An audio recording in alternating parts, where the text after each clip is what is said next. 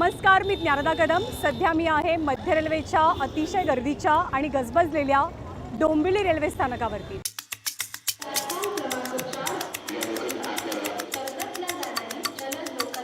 आता मुंबईच्या पीक आवर्समध्ये ट्रेनच्या या गर्दीमधनं प्रवास करणं किती मोठ्या दिव्याचा सामना करावा लागतो हे काय मी वेगळं सांगण्याची गरज नाही आहे। मीही रोजच्या त्याच प्रवाशांपैकी एक आहे की ज्यांना ऑफिस गाठायला याच गर्दीचा सामना करावा लागतो, प्रवास करावा लागतो। रेल्वे स्टेशनवरती उतरलं की मग बस, रिक्षा किंवा टॅक्सीची वाट बघावी लागते। थोडक्यात दिवसभराची अर्धी एनर्जी ही प्रवासामध्ये संपून जाते। पण गेल्या आठवड्यापासून माझा डोंबिवलीपासून वरळीपर्यंतचा प्रवास हा काही अंशी दिलासादायक झाला आहे, थोडासा कम्फर्टेबल झाला आहे आणि त्याला कारण आहे मुंबईची नवीन ॲक्वालाईन मेट्रो।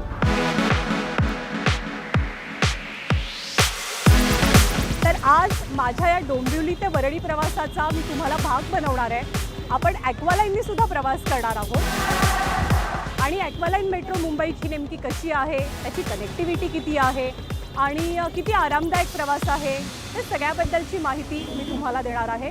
चला तर मग आपल्या प्रवासाला सुरुवात करूया डोंबिवली स्टेशनपासून।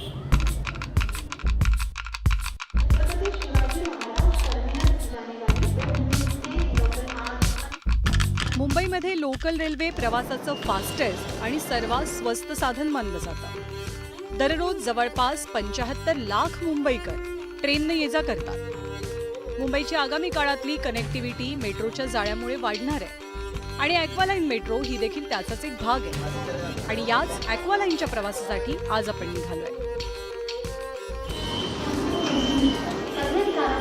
डोंबिवली ते वरळी या प्रवासात घाटकोपरवरनं मेट्रो 1चा प्रवास करू, ॲक्वालाईनचं मरोळ स्टेशन गाठणार आहोत आणि तिथून पुढे आचार्य अत्रे चौक म्हणजे वरळीपर्यंतचा प्रवास ॲक्वालाईननं करणार आहोत। डोंबिवलीवरनं प्रवास सुरू केला होता आणि आता ॲक्वालाईनला कनेक्ट होण्यासाठी आपण घाटकोपरला उतरलोय, कारण घाटकोपरच्या या मेट्रो 1नं म्हणजे घाटकोपर वर्सोवा जी मेट्रो आहे त्यांना आपण मरोळ नाक्यापर्यंत जाणार आहोत आणि ॲक्वालाईनची कनेक्टिव्हिटी मरोळ नाक्यावरनं आहे।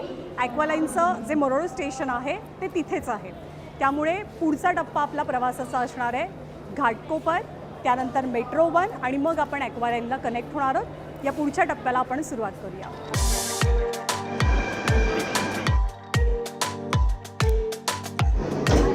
घाटकोपरपासूनच्या प्रवासाचा टप्पा नेमका कसा असेल हे तुम्हाला थोडक्यात सांगते। घाटकोपर ते वर्सोवा या मेट्रो 1चा प्रवास करून आपण मरोळला उतरणार आहोत। या प्रवासामध्ये जागृतीनगर, असलपा आणि साकीनाका अशी 3 स्थानकं लागतात। चौथं स्थानक मरोळ नाका।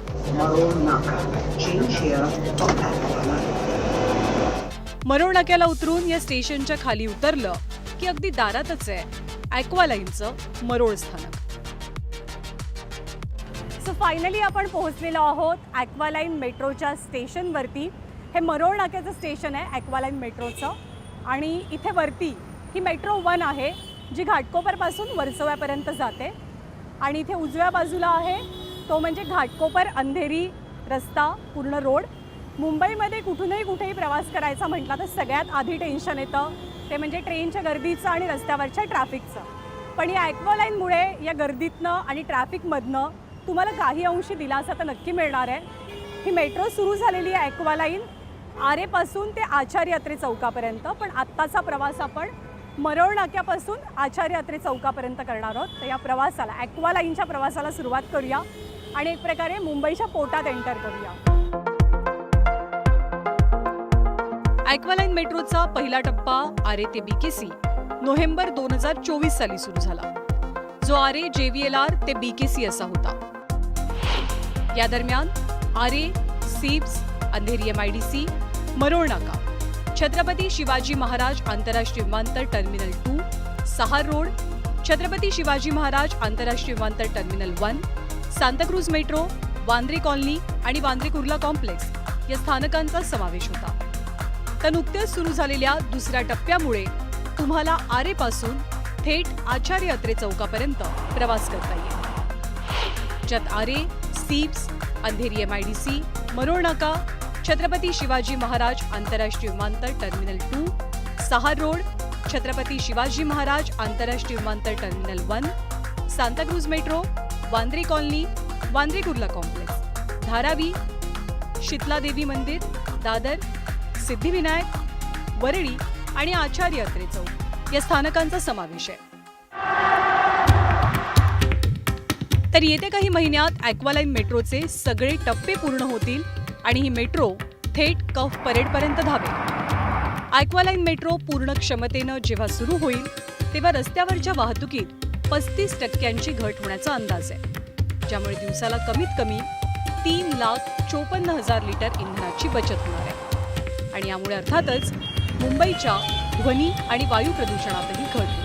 मी खूप एक्सायटेड आहे. मी बघितलं ते त्यांनी खूप मोठं आणि छान इन्फ्रास्ट्रक्चर बनवलं आहे आणि खूप स्पेशियस पण आहे, सिमेट्रिकल आहे दिसायला, वेल लिट आहे, क्लीन आहे. Government is thinking about small nuances for people when they commute. It makes it a good experience all together. एक आचार्य अत्रेचं थँक्यू. तर ॲक्वालाईन मेट्रोचं तिकीट काढण्याचे 3 पर्याय तुमच्याकडे अवेलेबल आहेत. एक तिकीट खिडकी आणि दुसरं म्हणजे मेट्रो 3चं ॲप आहे, त्याच्यावरही तुम्ही तिकीट बुक करू शकता. तर इथे ऑटोमॅटिक वेंडिंग मशीन्स आहेत तिकीटच्या, तर तिथून सुद्धा कुणाची मदत न घेता खूप सोपी प्रोसिजर आहे, तिकीट बुक होतं. तर आता मी मरोळ नाक्यावरनं आचार्य अत्रे चौकसाठीचं तिकीट खिडकीवरनं तिकीट काढलेलं आहे, ज्याच्यासाठी मी 60 रुपये दिले आहेत. आपला पुढचा प्रवासाचा टप्पा या तिकिटासोबत आपण सुरू करूया.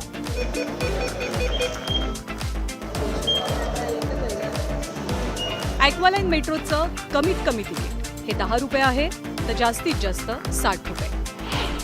आरे JVLR ते सेब्स 10 रुपये, आरे ते MIDC अंधेरी 10 रुपये, आरे ते मरोळ नाका 20 रुपये, आरे ते टर्मिनल 2 30 रुपये, आरे ते सहार रोड 30 रुपये, आरे ते टर्मिनल 1 30 रुपये, आरे ते सांताक्रूज 40 रुपये, आरे ते वांद्रे कॉलनी 40 रुपये, आरे ते वांद्रा कुर्ला कॉम्प्लेक्स 50 रुपये, आरे ते धारावी 50 रुपये, आरे ते शीतलादेवी मंदिर 50 रुपये, आरे ते दादर 50 रुपये, आरे ते सिद्धिविनायक 60 रुपये, आरे ते वरळी 60 रुपये आणि आरे ते आचार्य अत्रे चौक 60 रुपये.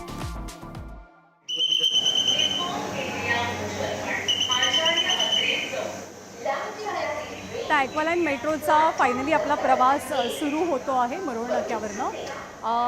आपण जर का ट्रेन टायमिंगचा विचार करायचं झालं तर जेव्हा सकाळचे पीक आवर्स असतात, म्हणजे सकाळी 8 ते 11 वाजेपर्यंत आणि संध्याकाळचे पीक आवर्स, यावेळेला दर 7 मिनिटांनी साधारणतः एक ट्रेन येते. पण नॉन पीक आवरला म्हणजे त्या तासांच्या व्यतिरिक्त दर 10 मिनिटांनी तुम्हाला ट्रेन मिळणार आहे तुमच्या आवडीच्या ठिकाणी जाण्यासाठी, तुम्हाला ज्या स्टेशनला पोहोचायचं आहे तिथे पोहोचण्यासाठी. तर प्रवासाला सुरुवात करूया.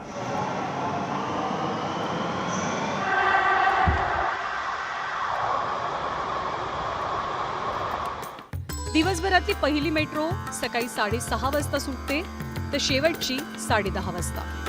रविवारी मात्र सकाळी पहिली मेट्रो ही 8:30 वाजता सोडली जाते. मेट्रोच्या फ्रिक्वेन्सीबद्दल म्हणाल तर सकाळ संध्याकाळी गर्दीच्या वेळेला म्हणजे सकाळी 8 ते 11 आणि संध्याकाळी 5 ते 7 या वेळेमध्ये दर 7 मिनिटांनी एक मेट्रो धावते. तर या व्यतिरिक्त इतर वेळांमध्ये दर 10 मिनिटांनी एक मेट्रो फलाटावर येते. Train to Are JVLR station is going to arrive on platform number. ॲक्वालाईनची मेट्रो स्टेशन्स पूर्णपणे भुयारी आणि वातानुकूलित आहेत. आधुनिक तंत्रज्ञानानं बांधलेली स्टेशन्स आणि इथल्या सोयीसुविधा प्रवाशांसाठी महत्त्वाच्या ठरतात. Automatic ticket vending machines, escalators, lift, digital boards, प्रसाधनगृह, पिण्याचं पाणी अशा अनेक बेसिक सुविधांमुळे हा प्रवास सुखकारक बनतो. प्लॅटफॉर्म नंबर 2 पर आ रही है.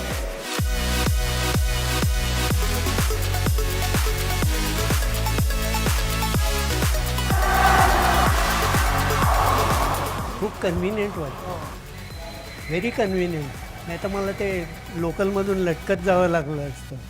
मी जायचो पूर्वी प्रभादेवीला. दिस इज कम्फर्टेबल ऑल्दो थोडंसं सर्कस करावी लागते. 2 इंटरचेंज आहेत ना. आता ते फुल लाईन चालू झाल्यावर मग एक इंटरचेंजमध्ये होईल माझं. मी दादरला प्लाझा सिनेमापासून T2 इंटरनॅशनल एअरपोर्टला जात असतो बऱ्याच वेळा. तर बसने गेलं तर एकच बस आहे 35 नंबर.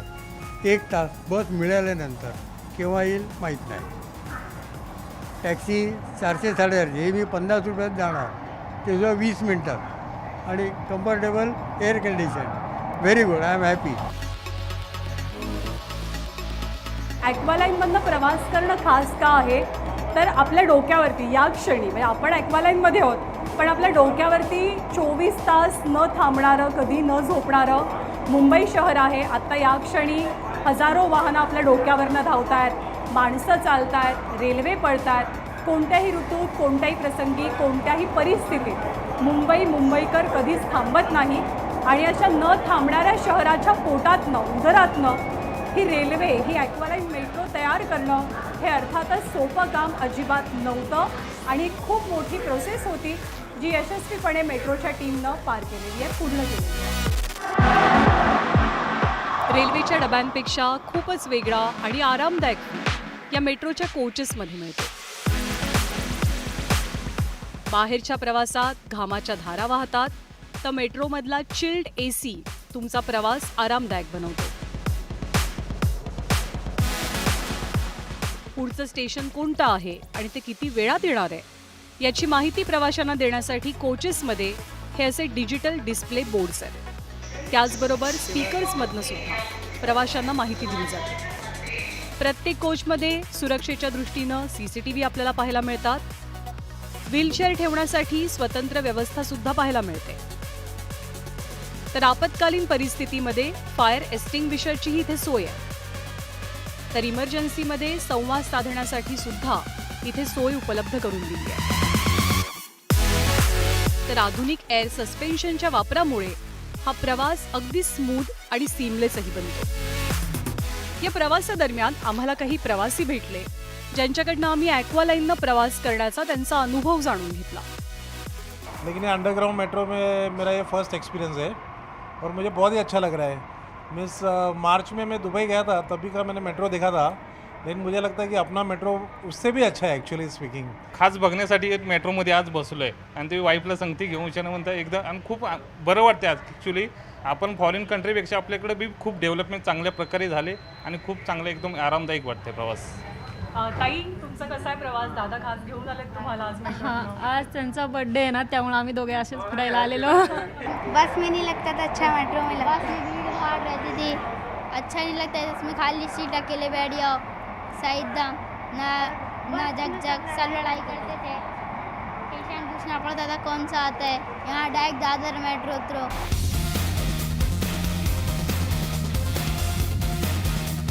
मरोळ नाका ते आचार्य अत्रे चौक या प्रवासादरम्यान एकूण 11 स्थानकं लागतात.